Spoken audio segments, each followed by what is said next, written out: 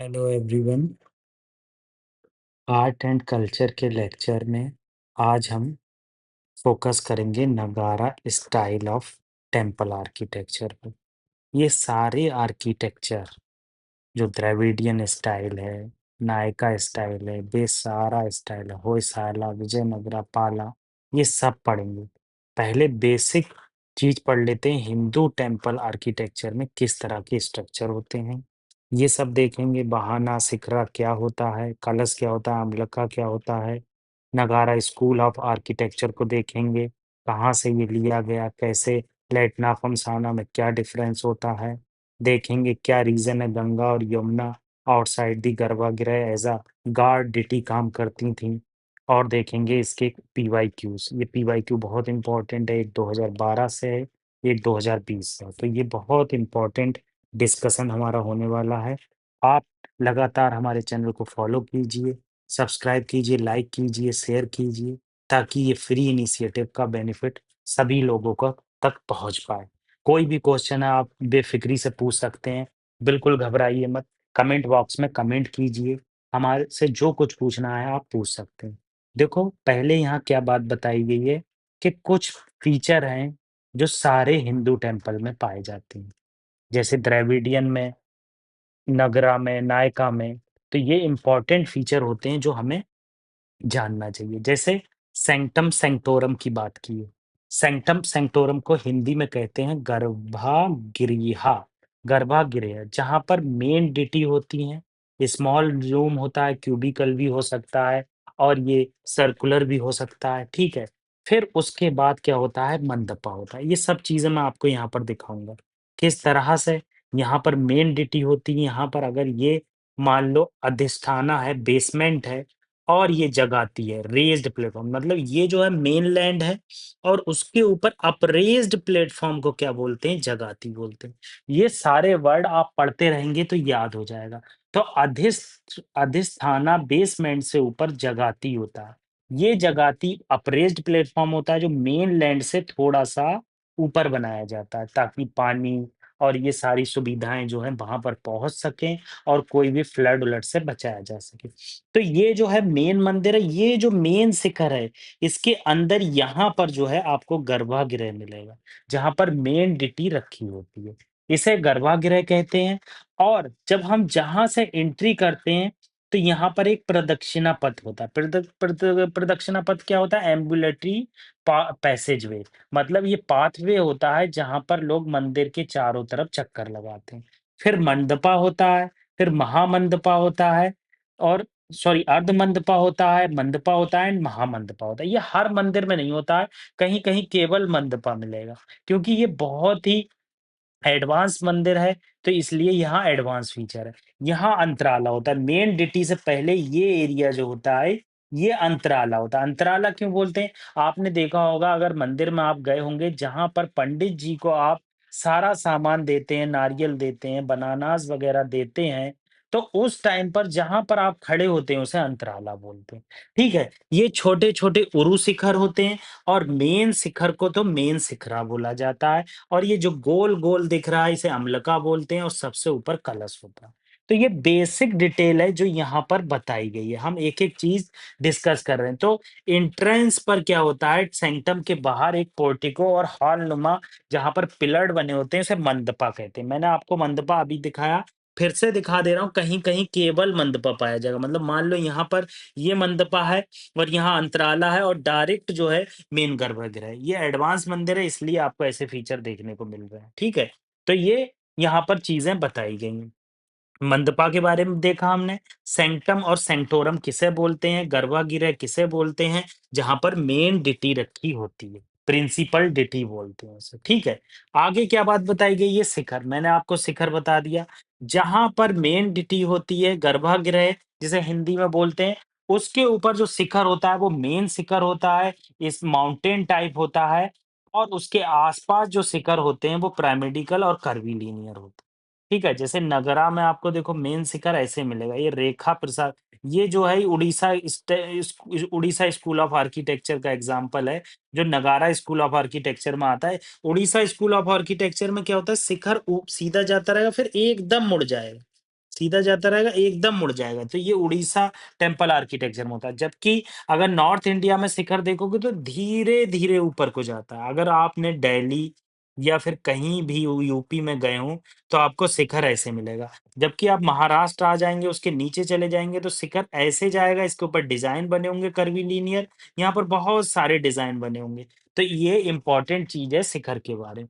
बहाना क्या होता है? एक व्हीकल होता है मेन डिटी का, जो गर्भगृह के जस्ट आगे रखा होता है।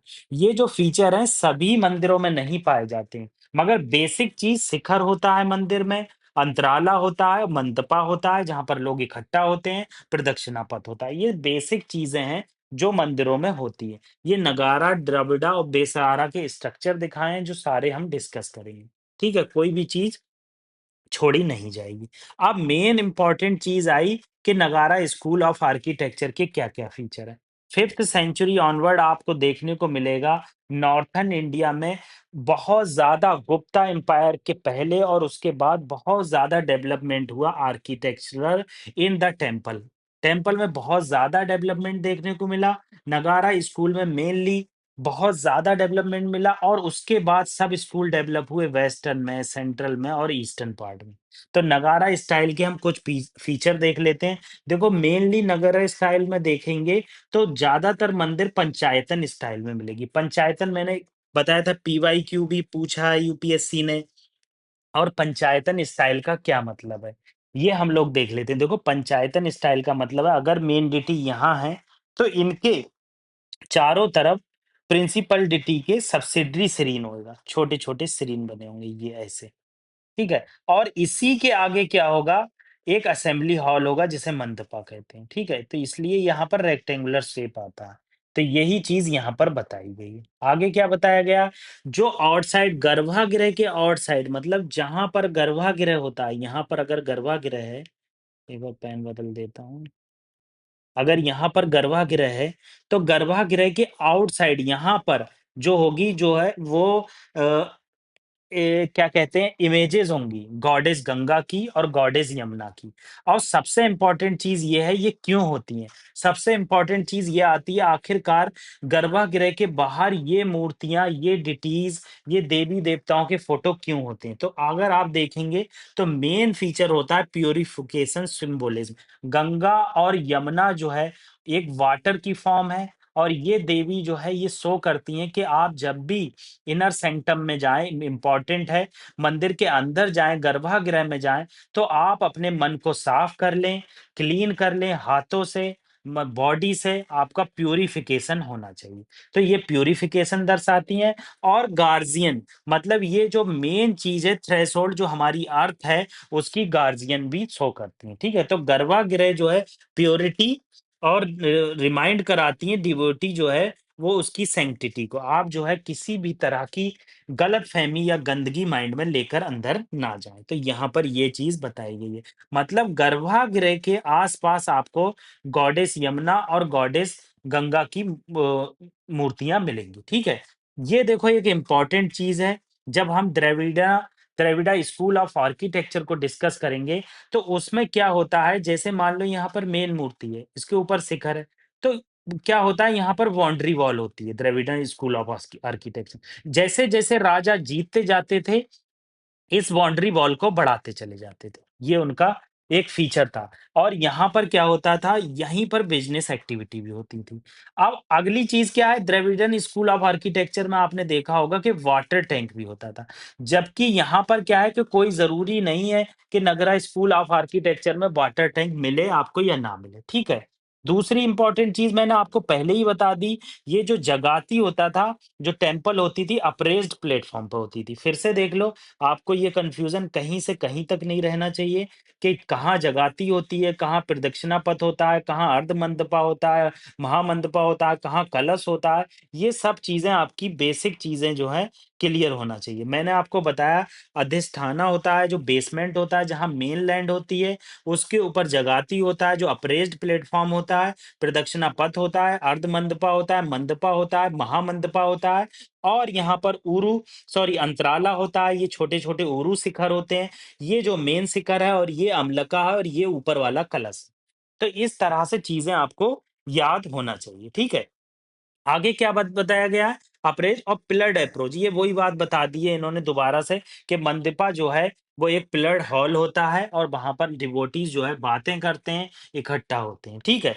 अब shikhara were generally three type, shikhara जो होते थे वो जनरली तीन टाइप के होते थे, जो नॉर्थन टेम्पल आर्किटेक्चर में देखने को मिलेंगे। एक लैटिना रेखा प्रसादा, एक फमसाड़ा फमसाना और एक बलावी। बलावी जो शिखर होता था वो चैम्बर टाइप का होता था। अगर आप कहीं पुराने घरों में रहे हैं तो आपने संदूक देखी होगी, संदूक ऐसे होती थी। तो ये जो बलावी टेम्पल आर्किटेक्चर है ये ज्यादातर गुजरात में मिलता है, ये संदूक नुमा होता है। ये नॉर्थन इंडिया का टेम्पल आर्किटेक्चर का एक शिखर की फॉर्म है। फमसाड़ा फमसाना क्या है? फमसाना में क्या है, प्राइमेडिकल होगा कि जो है पिरामिड जैसे जाते हैं अंदर को, ऐसे ऐसे जाएगा, शिखर जो है ऐसे अंदर को जाएगा। तो ये प्राइमेडिकल होता है। और लैटिना क्या होता है, मैंने आपको बताया ऐसे अंदर को जाता हुआ होता है। ये नॉर्थन इंडिया में मैंने कॉमन मंदिर ये बहुत देखा। और ये तो जो है बहुत कम देखने को मिलेगा, ये तो मैंने कभी देखा ही नहीं। तो मगर आपको याद रखना है कि शिखर के टाइप होते हैं, 3 टाइप का होता है, लैटिना, रेखा प्रसाद, फमसाड़ा और बलावी। ये इम्पोर्टेंट चीज़ है, ये इम्पोर्टेंट चीज़ है। वाटर टैंक कोई इम्पोर्टेंट नहीं है नॉर्थन टेम्पल आर्किटेक्चर में, जबकि द्रविडियन टेम्पल आर्किटेक्चर में वाटर टैंक आपको मिलेगा ही मिलेगा। और बाउंड्री वॉल भी कोई इम्पोर्टेंट नहीं है नॉर्थन या नगरा टेम्पल आर्किटेक्चर में, जबकि साउथर्न टेम्पल आर्किटेक्चर में आपको बाउंड्री वॉल मिलेगी। जैसे-जैसे राजा जीतते चले जाते थे, वो बाउंड्री वॉल को बढ़ाते चले जाते थे। तो ये बेसिक चीज़ें हमने यहाँ डिस्कस की। हमने ये भी जाना गंगा और यमुना की इमेजेस और जो मूर्तियाँ होती थी, वो प्योरिटी दिखाती थी और गार्जियन का काम करती थी, जो हमारे पृथ्वी के अंदर सोना या फिर कोई भी चीज़ है। ठीक है? आगे यही बात बताई गई है कि अमलक कहाँ पर होता है, कलश कहाँ पर होता है और जो टेम्पल का मेन आर्किटेक्चर होता है वो रठास जो बन अरे ये चीज़ क्या है, यहाँ पर आप देख लो, मान लो यहाँ मेन डिटीज़ है। तो जो टेम्पल की वॉल है, वो इस तरह की बनी होंगी।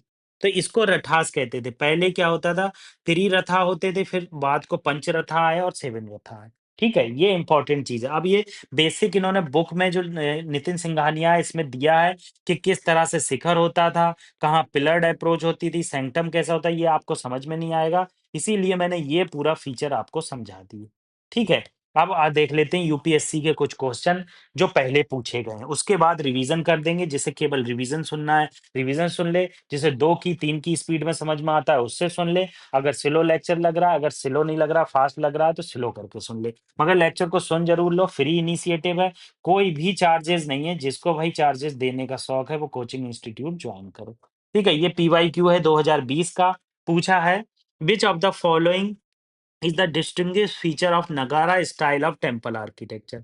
कौन सा? देखो, गोपुरम साउथ में होता है, द्रविडियन टेम्पल आर्किटेक्चर में होता है। कर्वीलिनियर शिखर देखने को मिलेगा नॉर्थन में। पिलर्ड हॉल ये तो सभी जगह होता है। लार्ज कोर्टयार्ड ये सभी जगह होता है। मतलब ये जो फीचर है कर्वीलिनियर शिखर, मैंने बताया ना, कर्वीलिनियर इस तरह से अंदर को आता हुआ गुंबद नुमा।